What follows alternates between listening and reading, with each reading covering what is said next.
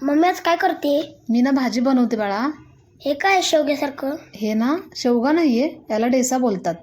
तर मार्केटमध्ये हा डेसा भेटतो. जसं शेवग्याची शेंग असते ना, सेम तसाच असतो लांबीला वगैरे, आणि कधी कधी मोठा असतो किंवा छोटाही कट केलेला असतो. तर मला हा असा भेटला मार्केटमध्ये.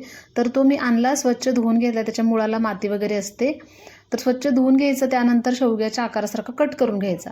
त्यानंतर कुकरचा एक डबा घेतला, त्याच्यामध्ये हा डेसा टाकून घेतलेला आहे. त्याच्यामध्ये मीठ, हळद आणि बिना पाण्याचं कुकरला उकळून घेणार आहे.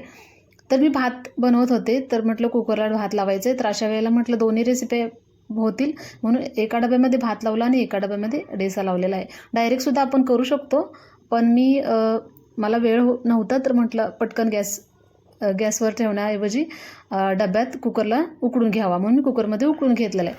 तर 2-3 शिट्ट्यामध्ये छान असा उकडला जातो आणि नंतर फ्राय करायला 2 मिनिटसुद्धा लागत नाहीत.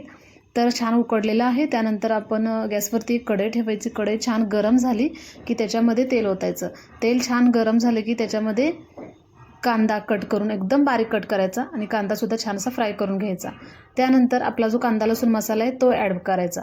तोसुद्धा तेलामध्ये छान असा भाजून घ्यायचा. आणि त्यानंतर आपला जो ढेसा शिजलेला आहे उकडलेला, तर त्याला सुटलेलं असतं पाणी, तर तो ॲड करायचा.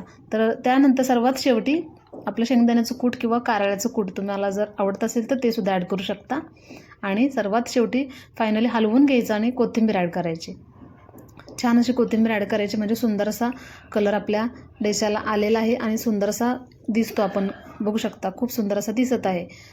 तर फायनली लुक आपला एवढा छान असा दिसत आहे. तर नक्कीच ही रेसिपी ट्राय करू शकता तुम्ही. जर आवडली तर नक्कीच लाईक करा. हे घे बाळा. मम्मीला खायचं कसं? हे ना शेवगाचं शेंग असते ना, जसं की आपण तो चोकून खातो, तसंच ह्याला सुद्धा भाकरीसोबत चपातीसोबत आपण खायचं असतं. कशी वाटली बाळा? छान आहे.